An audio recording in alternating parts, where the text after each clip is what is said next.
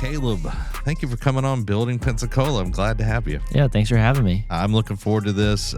We've been friends for a while now, shot a lot of interesting videos and all of that, and I'm looking forward to jumping into your story and your entrepreneurial journey. I want to just start with kind of like your origins, like where were you born, like what was that like, and how did that shape like where you are now? Like what got you into wanting to run a business? I grew up in Pensacola, well, Milton, I guess, technically, right outside it, but went to school in Pensacola at Pensacola Christian Academy and went there kindergarten through 12th grade. But then I went to PSC. It was PJC at the time. Yeah, I remember that. Yeah. And was, I didn't really know what I wanted to do as far as school went. So I was just doing the general thing. Yeah. And then I found out about, I bought myself a camera for the first time. Yeah. And what kind of camera did you get? That's the question. I got a Nikon N90S. So it was a film 35 millimeter camera. Oh, okay. And like my friend had it, and I just remember I only knew one setting. It was just like shoot it like wide open, like 1.4. But doing portraits, it did look good. Yeah. And it had autofocus and like it auto wound and all that kind of stuff. It was pretty sweet. I still have it. That's a pretty dope camera. Yeah, it's a good camera. I think I still have it. I have the body at least, but I just got interested in doing photo. My friend took a photo class, was like, oh, maybe this will be cool. Just something. I had no like direction, what I was trying to do. So I took the photo class, fell in love with it right away. Yeah. I was like, well, I'll keep doing this, and started taking more photo classes, entered the photo program fully, which you just get like associates in applied science is what they call it, a 2-year degree kind of deal. Yeah. More of like a certification is what it feels like. Almost like a trade. Yeah, trade school. Yeah. That's what it felt like. So I did that and started falling in love with photo. Just started seeing, it was a good age for it, or I guess time, because YouTube was like just starting to pick up traction as far as like being a resource. Before it was just like you would go and watch videos that played in other places. Yeah. I felt like, and so then it turned into these like educational things and stuff. But I started I shot a video my last semester of photo school, and my teacher luckily was like, you need to focus, you need to look more into this. And I just got a 5D Mark II, which was the first like video DSLR that was popular. That did a really good job. So started doing that, and it was a good time. Like I said, it was a good time because not a lot of people were doing it and posting stuff online. So I shot some little videos, and then people were interested in it, wanted me to start shooting weddings and stuff. Did a couple documentary type things, like did some traveling with my church, mission trip stuff. That's how the whole video side of life got started, was just shooting some videos for fun, people liking it. They're like, can you come film something for me? Yeah. Do it super dirt cheap just to learn. Didn't know what to charge, anything like that. Did my first wedding, I charged $350. I feel that. I did like $700 for my first wedding. But I split it with a guy. Oh, okay. Yeah. I did all the editing, but I needed an extra camera. So we did it 2 cameras. It was, looking back, it was still really good. Yeah. That's what's kind of shocking. Like, you look back, you think it's going to be awful, but other than the song, like some of the stuff being like, oh, I can't believe I did that. But for the most part, it was good. It got me so much work too. Yeah. And the interesting thing with like your video side of life is it's helped you connect to so many people. And video, for anyone that doesn't know, is so time consuming because it's not just the day of the shoot. And photos the same way. You're having to do tons of editing. And like, how has that helped you like develop as like a business leader? The process side, I feel like it actually taught me responsibility. And it was still a lot of learning, still learning. Yeah. I wasn't a great student, didn't do good in school, like that kind of stuff. Yeah. it's probably more the classic creative, just kind of all over the place. Yeah. Works better under pressure, pushing deadlines as much as possible. Mm-hmm. But the more I do it now, it just, and tying into relationship side, if you can do things quickly and efficiently, that's like the biggest winner with people. Because a lot of times you see people, they do one job for a client, everything goes really good. It's because they have your full attention. Yeah. And that's probably a big downfall with creatives. It's real easy to do something you're excited about. As soon as you lose that excitement, it just kind of falls to the wayside. Having to do something repeatedly over and over, and I think that goes for any kind of job. Some people I feel like are built for them, like that mundane, just, repeated task. But I know for the creative in me, it's like, if it's something new, I'm excited. If it's not new, then I'm like, I don't want to keep doing it. So I think it's just finding what works for you and how you can, and then if not, you sub things out. Because there are people that like doing that. Yeah. You know, there's people that enjoy editing and doing, or have a good process for it. Yeah. Like I've hired you to do some editing with interviews because you're really good at it. Yeah. And you have software that helps you make it really quick. Yeah. And more efficient, but you figured out a way that works for you that's sustainable. So it's figuring out what's sustainable. With any job, it's like figuring out how to make those replicatable like processes and everything. But with like video, you've created like a lot of connections, and I'm wondering like how does that branch into starting makers, like your coffee shop and everything. Like I remember the first time we met on a shoot, you wouldn't let me touch anything because you're like, this dude does not know his butt from a hole in the ground. But on our drive home, I was, just picking your brain because I was like, oh, this dude does this full time. I want to know more. And you're like, yeah, I want to start a coffee company. And I was like, well, that's kind of strange and weird. But like, how does that like work into you're doing video, but now you've got a very successful company? I had the photo and video stuff going and everything was good and all that, but I just didn't see myself doing it long term. I couldn't envision myself 40, 45 years old running a production company. Yeah. And that was the next step because I was doing it by myself and working with some subs, but I just didn't, I wasn't taking it as far as it could because I just didn't have the vision to grow a team doing production. Yeah. It just, now, I don't know. It's interesting now because I feel like I've gotten better at delegating a lot of the production side of it, or just niching down and only committing to doing stuff I know I can execute quickly. Because now doing the coffee shop, we'll get to how we got there, but doing that has made it to where I have to be more efficient on the photo video side. Because you only have a limited time now. Yeah. Because you also have a whole family that you want to spend time with. You don't want to just be working every day all the time. 100%. But yeah, leading up to the coffee shop, it was part of that, my wife and I just figuring out or talking and dreaming about the future and praying through what do we see ourselves doing. And one thing, I don't remember like a big aha moment of like I want to open a coffee shop necessarily, but one thing for us is with the video stuff, we got to travel a bunch, which was awesome. And with that, like, and we got to travel together. Sometimes I'd do gigs and I'd bring her with me and stuff. And like pre-kids, you can just kind of leave and it's pretty simple. But the first thing we would do when you get to a new town is go to a coffee shop. That's the first stop of the travel day. Once you get in it, if you get in at night, then it's like, all right, tomorrow we're going to get breakfast at a coffee spot. Yeah. Hopefully.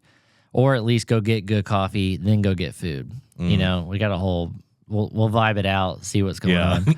But that was always really fun to us and it makes a big impact on the city.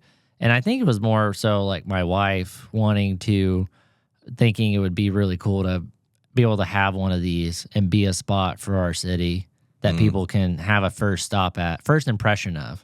Yeah. In our town. And that happens all the time. People come in and they just got in the night before and they're like, this is our first stop. Where do you recommend we go from here? Yeah. And that's pretty cool. So instead of like a tourist, like kiosk or whatever, the welcome center. Y'all are kind of the welcome We center. are the welcome. We should let the city know that. Yeah, it's like Makers is the new welcome center. Yeah. Yeah, we're trying. I mean, it's cool because we've been able to leverage the social media, which we have the photo and video background to be able to be kind of smart, at least how it looks. And then going back to your connection question, one cool thing about doing all these video projects is we've gotten to work with so many other businesses and see what they do really well and what they don't do really well, and then try to implement, take the good and then learn from the bad and implement it into our shop. You know, in regards to the team, just like hiring based off relationships, really big. Yeah. That was something I learned from Fishbine. Yeah. Just seeing how their team grew. Like they did referral-based hiring. And it just created a culture that once you have the culture you want, then you just try to replicate that. And it's the law of attraction, like John Maxwell talks about. So you attract like who you are. Yeah. You know, and that's also a testament to like my wife and I think just this is what we want to do. And then we connect with people that come in that want to work there on a different level. And those are usually the best fit. Every time I walk into Makers, like whoever's at the counter, it varies every time I walk in there.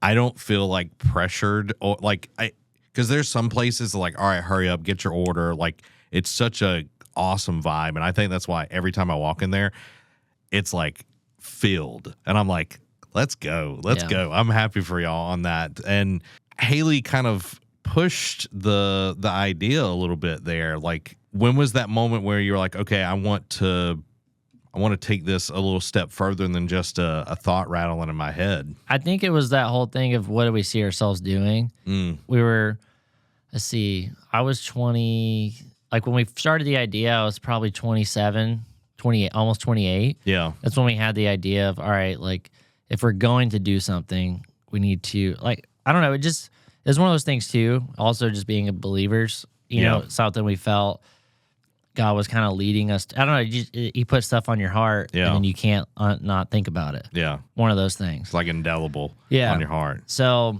we started just pursuing this idea, and I'm really big, and I have to be careful. This can be a downside too, but I'm really big at chatting through an idea. Same. It can be really good. It's a good thing because I basically do like, I could do 50 different elevator pitches in one day of like the same thing because I try to pitch it just as I think gauge interest, you know? Yeah. Because if it's a good idea, it will gain traction. It doesn't have to be polished, but if there's something to it, then it's going to happen, you know? This is a side note, I listened to this guy. It was the former CEO of Netflix. He talked about that when they were growing. Yeah. They used to spend thousands of dollars in like a month to roll out one idea. And then if it didn't work out, it was a bummer. Yeah. And it took then they're like, oh, we got to do another month. Then they're like a month behind. So then they were getting to the point like we need to do like 3 a month. And then it turned into 3 a week and then 5 a week, 10 a week. And they were like, they found better results if they just tried an idea and it didn't have to be polished. They were trying to polish everything before sending it out.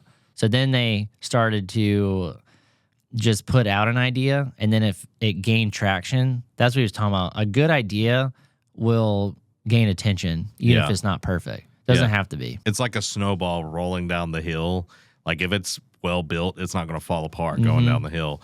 And it's also not being afraid to fail. I think that's something I have been like bad at. It's like, oh, well, I've got to make it perfect, and then everyone will come. And it's like, that's not how it works. Yeah. And I mean, there's like some practicality to, like, if you have a family or, you know, and you have responsibilities, you have to be able to provide still. Yeah. And I think too, it depends on the timing. You know, John Maxwell, again, I like John Maxwell a lot. Yeah. I mean, he's the leadership guru. Oh, yeah. Basically. Love him too. But he has also the other law is one of them is the law of timing. Some things just fall into place. Yeah. And it's also, but it also goes back to, it's not being lucky, it's being prepared for luck, the whole thing, and being ready for the opportunity, those kind of things. So we were, I don't know, I think it could all work out regardless of the timing. We were just, our timing was when it started, obviously, and things fell into place in a certain way for us. and it was like coming out of COVID, all that kind of stuff. Because again, I said we started the idea in like 2018, got the branding done, all that, started meeting with the bank, had no idea what I was doing, put together like a budget proposal of this is what we can make in 3 months. And I had zero, I would need to go back and look at it. But I showed it to the bank and they were like, oh, this looks great. And I was in my head thinking like, really? Like there's no way kind of deal. But we didn't, the bank never helped us really. So like things just didn't pan out. Like we were trying to find a space, but then fast forward 2020, like luckily we didn't because we were going to go in a different spot too. Yeah. But I don't know, just kept doing video and photo work in the meantime. And then once the opportunity came up, that's when we kind of jumped on it. It was like everything aligned. And I think that networking part is so important because you didn't just give up on the idea. You kept building relationships, and that opened up a huge door for where you're at right now, location-wise. Yeah. A lot of people would be like, Caleb's so lucky. Look at that place. And I was like, no, Caleb put a lot of work in to get that place. Well, and I was doing video work for my landlord. Yeah. Just randomly out of COVID. Yeah. And it's funny because he lives here, but they were working with an agency out of Austin. And the Austin agency found me on Vimeo. Which he was the first person to ever find me on Vimeo. It's like pretty perfect wild. Timing, though. Yeah. Perfect timing. And somehow I got the gig, started doing these videos for them during COVID. And they had this space and we walked through it. They were thinking about turning it into like a video photo studio potentially. And I walked through it, but I didn't even know I wasn't even thinking about it at the time. It never popped in my head, oh, this could be a coffee shop. Yeah. And it was just through relationship, basically. And then we started doing our coffee cart. They saw it. They asked us if we want to host a market there. Because markets were just popular in early 2021 out of COVID. Yeah. And so that's one of those things, like timing was really fortunate for the way we did it. Now there's different ways to do it. You know, I feel like people can build a personal brand and do stuff on Instagram and build a following that way.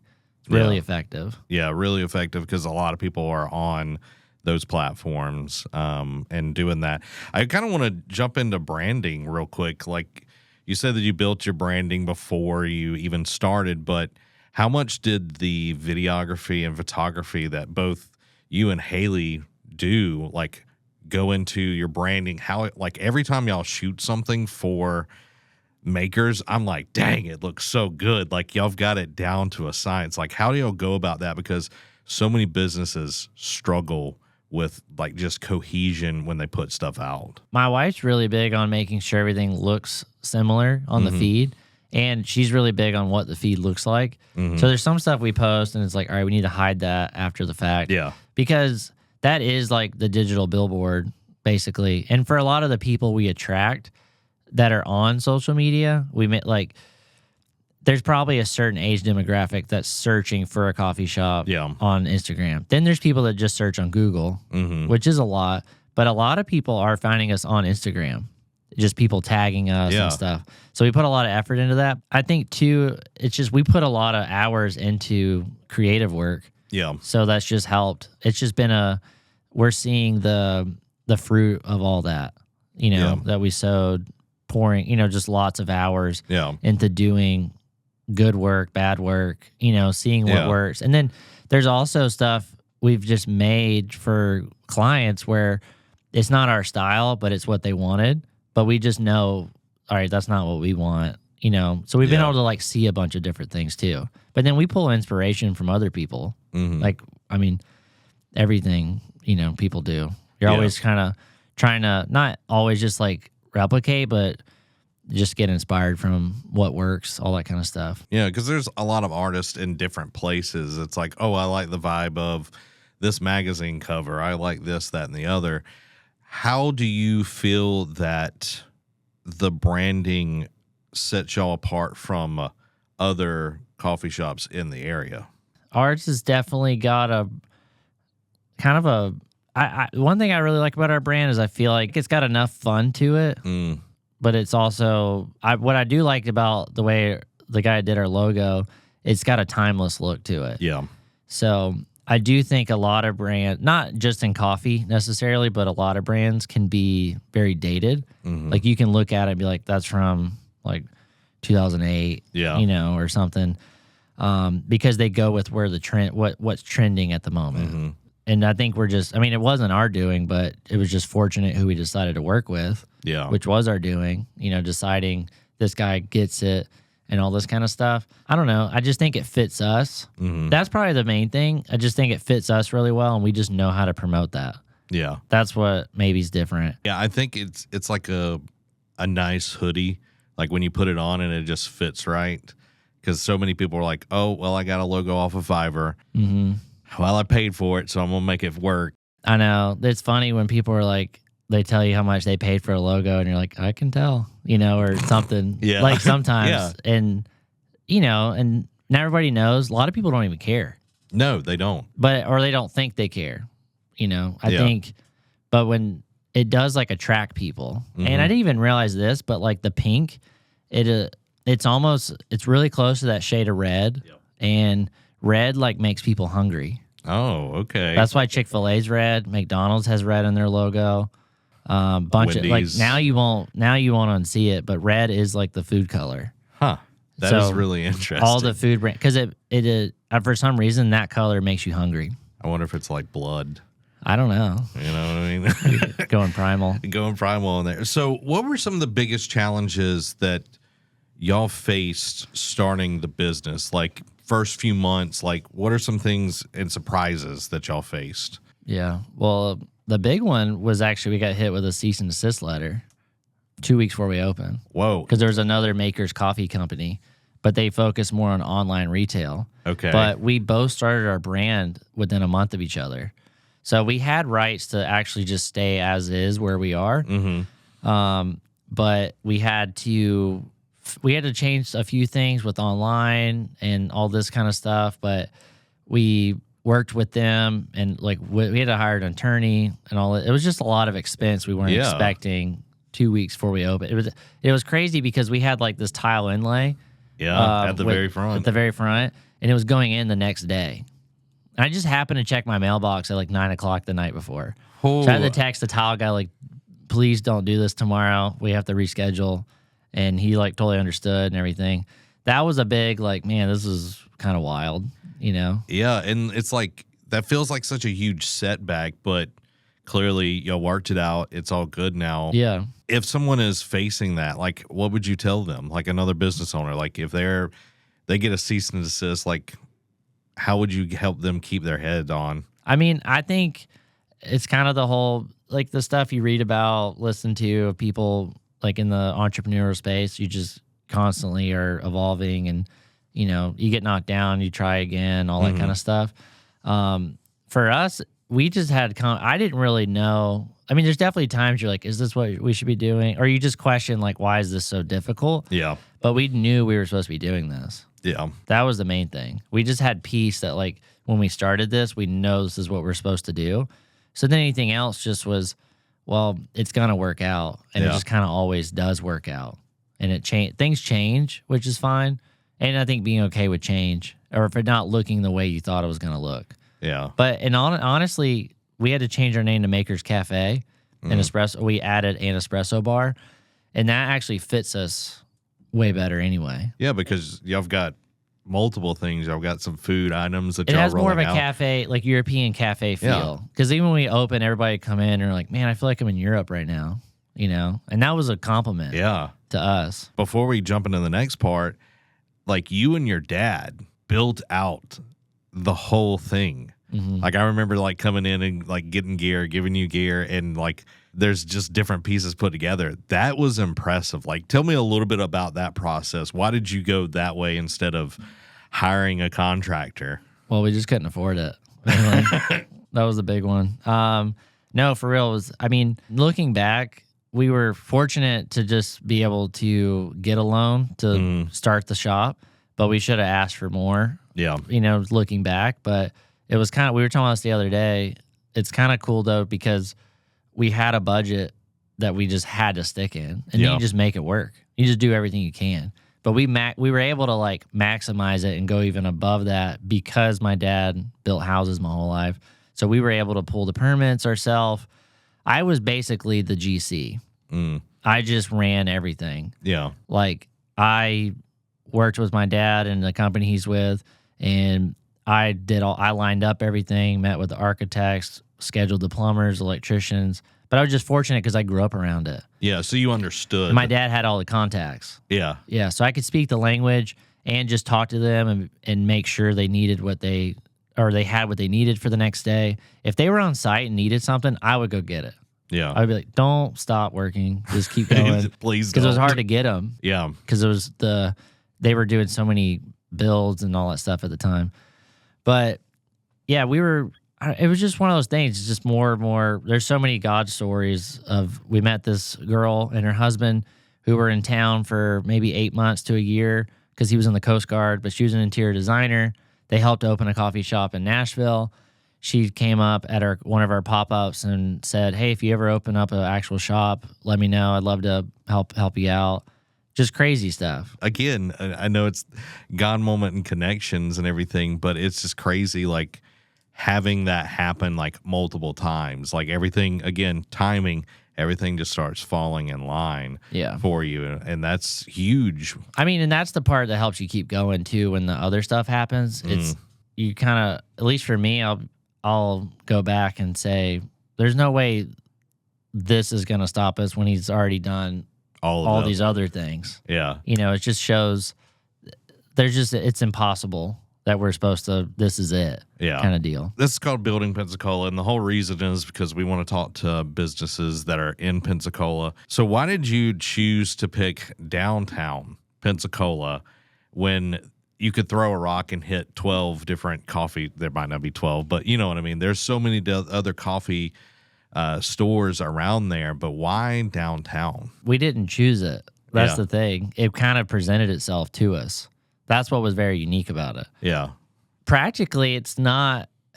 I mean, there's so many different avenues, but for our style of shop, it definitely fits the best. Yeah. That's the only place with that much foot. We're just blessed that it happened because we would have done it anywhere. Yeah. But now being able to look back and just knowing how hard it is to do what we're doing already, we couldn't imagine doing it without the foot traffic we have. Yeah. The model, it'd be a different business. But the fortunate part is we can have a team, we can make our own food, and we can be in a cool area. And it's a really cool part of Palafox too, because it's not as crowded as even going more north on Palafox, where more bars and restaurants are. We're kind of this unique little block, you know, and it's a lot of retail. There's another cafe right across the street.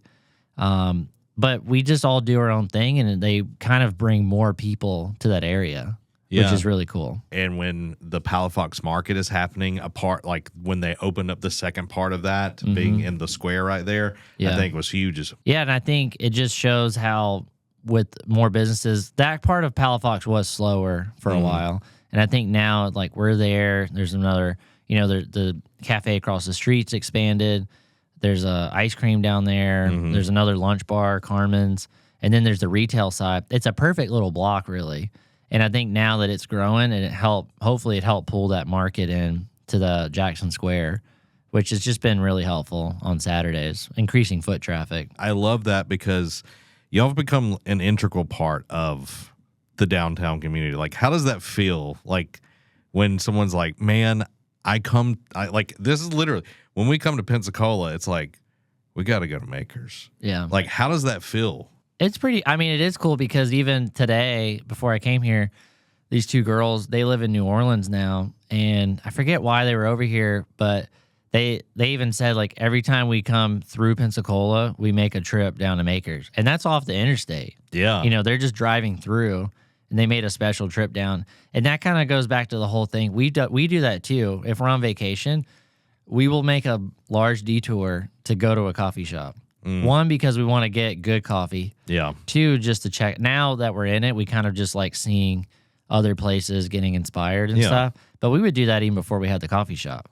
It's just worth it to go and have something that's going to be good. Yeah. And that's where the whole branding side, making sure your social media is right and your Google listings right, because that stuff really draws people in.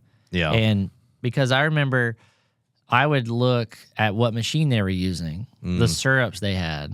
If they had like a ton of syrups, be like, all right, probably not going there, that kind of deal. You Yeah. know, little things. And that definitely, and then getting feedback from people that come in, they say, yeah, we came in because we saw this. We saw you were using this machine. And, you know, we saw you were using this type of coffee. Like, that's the vibe we were going for and all that kind of stuff. I will say, like, anytime we talk about coffee, my wife and I, Amy, she's like, there's just something about Maker's coffee. She's like, I don't know if it's the beans or what, but she's like, it just has a good flavor to it. And I'm like, well, it's not burnt. Yeah. I mean, hopefully it's a lot of factors, because even just, we try to use really good ingredients, even the milk. I know you don't do milk, but does Amy do regular milk? Okay. So, like, we use a local whole milk, and then we use good, like, dairy alternatives, try to pick the best flavors and all that stuff. Then we make most of our syrups. Yeah. It makes a difference just because you can dial in what's for you instead of buying all these other things that, you know, other people make. Yeah. So it's how can we make, it's getting those ingredients and putting them together best, like what's for us. I think that's interesting because how much R&D, like, did y'all go through to, like, develop, like, what's on your menu? It doesn't feel like a lot. Yeah. I mean, on the coffee side, I've tried like 3 or 4 roasters before we landed on the first one we used. But I did know I wanted to use a roaster from out of town just because, I don't know, I just wanted to bring in a coffee people weren't having here was one thing. But I don't know. I think fortunately too, because I got to travel a bunch, I tried so many different coffees. I just knew what I was going for. Yeah. So then that was a good starting point. So the R&D has just been like years in the making, probably. Yeah. And then on the food side, we're really fortunate because there's a girl that also grew up here, who she had a passion to work in a cafe and just dream up food items. And I said, perfect. You know, I just asked if she'd want to do that with us and kind of deal. And she's, you know, we work with her. She comes up with most of the ideas, and then we collaborate or, you know, give feedback. Hey, what if we do something like this? And she can create it. And it's just been really cool because it's so unique for us. And then again, we try to do everything with the best ingredients we can, which I do think separates us a little bit from other places, not just in the coffee space, but just in general. Yeah. It's hard to go somewhere and eat and be like, I would eat this quality at home. Yeah.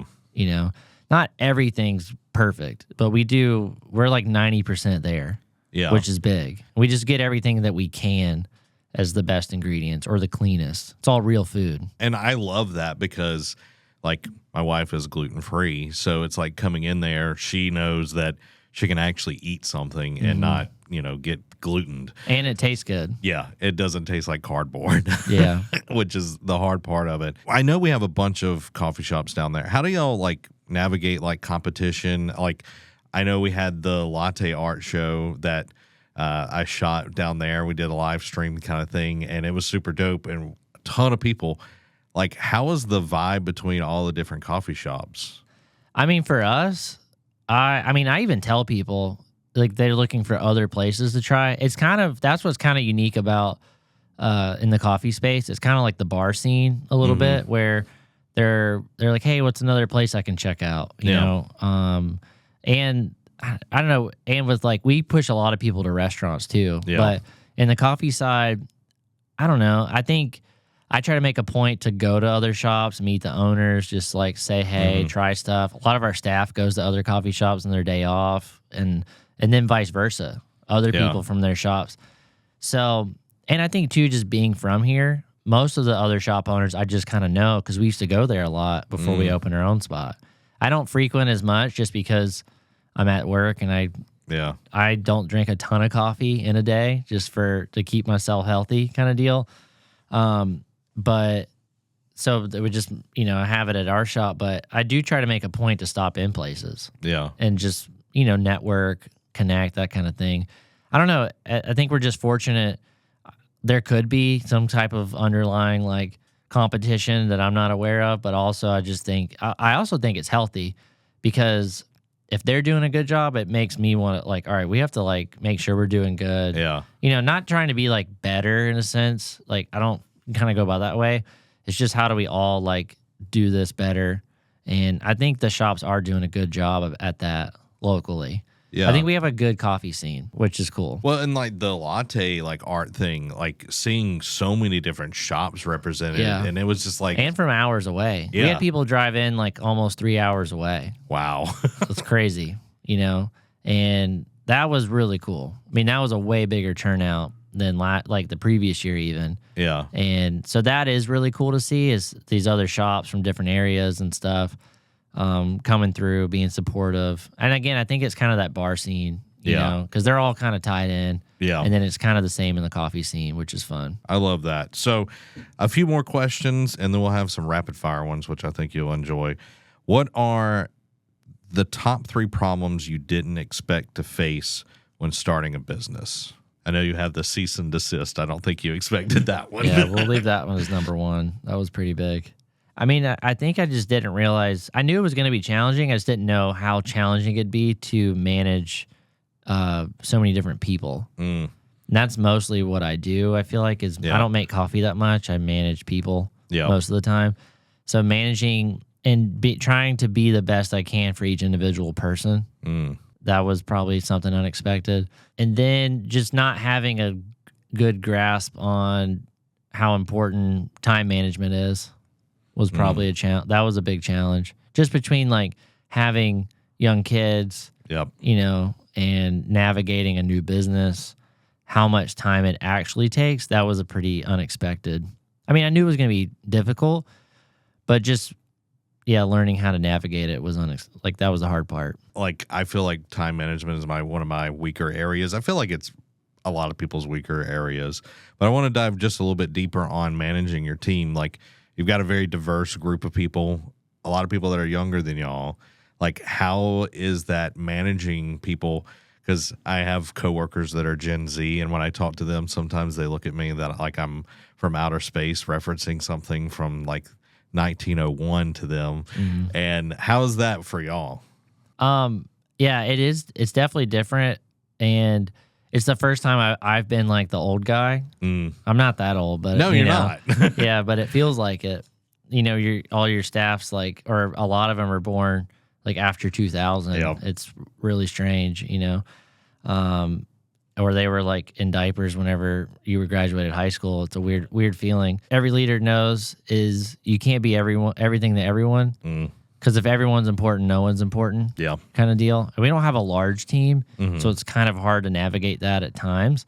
But then figuring out who, like the few to really pour into, Yeah. I heard a quote today, actually. It was really good. It says, he was talking about, I can bring opportunity, but I can't bring determination. Ooh. I was like, that's good. I was like, dang, it's so good, because you can't make somebody determined to accomplish something or be something. But if they are determined to do something or be something, then as a leader, you can present an opportunity. Yep. Because being a good leader, and this goes into like being a brand too, and having a product, is you don't want to be the hero, you want to be the guide. Yep. So maybe we can talk about HIP a little bit, just where you currently are working and stuff.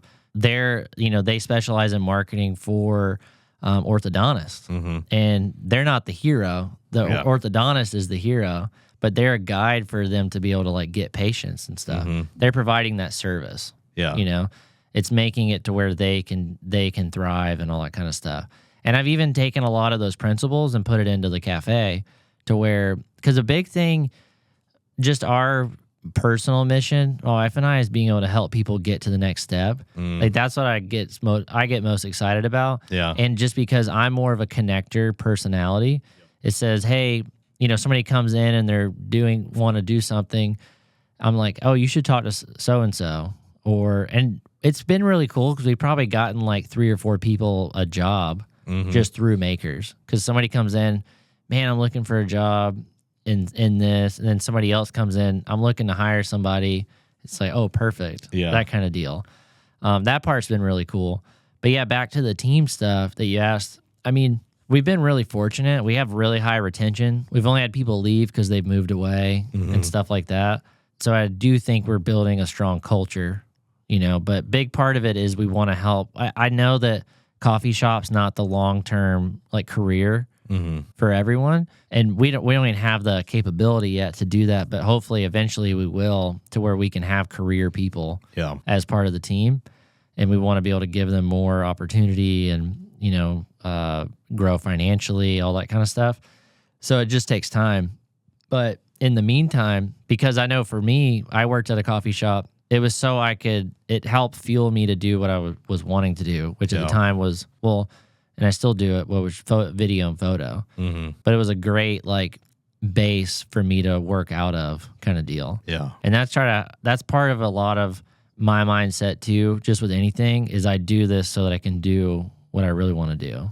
Because things are like work and it's mundane sometimes. And I don't want to go do this all the time, but I know it's going to let me do the other things that I want to do. That's more so I try to think about it. I like that idea of that. So some rapid fire questions, because I don't want to keep you all day. We'll start with this one. What's the next step for Makers? The next thing for us, as I would love to do another location with a drive-through. That's a big one. Because coffee, it's low ticket, but you need high volume in order to make a living off of it. Yeah. And I mean, you see drive-thrus everywhere, but we want to do it and have a really fun experience with it too. So that's the next big step for us. I like it. Would you rather have a grilled cheese or a taco made exactly the way you want it? Taco. What do you got on there? What I got on there? Just steak, onion, cilantro, avocado, a little lime juice, and then a good hot sauce. That sounds really delicious. What is your favorite item on the menu or off the menu? Mine, honey cappuccino. That's my favorite. Okay. What drink would you make Caleb's favorite? I know Haley's got one on the menu. What would Caleb's favorite be? We actually did one. Well, it wasn't my name. It didn't sell well. No, it's not as good as hers. But I did one. It depends on the time of year, but if we're just thinking summertime, it was honey and lemon juice with Topo Chico and then a shot of espresso on top. Okay. Super refreshing. Still get the coffee taste. Okay. That was good. I like that. And then last but not least, what is one book every entrepreneur or business leader should read? Can I give you two? Sure. All right. The first one that's really good for starting a business is Building a Story Brand by Donald Miller. That one was really crucial just because it helps with how to communicate. Yeah. And then it helps also how you should build your brand. Because the whole premise of that book is being the guide, not the hero. Yeah. That's kind of where that whole concept comes from. That one's really great. And then as of recent, I would say the other book I wish I maybe would have read sooner is How to Win Friends and Influence People. It's Dale Carnegie. Yep. That one, it's a classic. Yeah. That's probably one every entrepreneur should read. It's really good. Yeah. Because it just helps you, again, with better communicating with your team and then also for your customers, guests, whichever, patients, all that kind of stuff. Yeah. And when it comes down to it, communication is the make or break for any kind of relationship. Yeah, 100%. Caleb, thank you for coming on and being a part of Building Pensacola. First episode, man. Oh, snap. Crushed it, bro. Appreciate it. So where can everybody find Makers and you online or in person? Because you want people to come in. Yeah. We're downtown on Palafox and Main Street on Palafox. And we are on Instagram. It's Makers Cafe. If you search that, we'll pop up. Same thing on Google, all that kind of stuff. That's the easiest way to find us. Awesome. Well, thank you for being on. And thank you, everybody, for listening. We'll be back next time with photographer Blake Jones. It's going to be a fun one.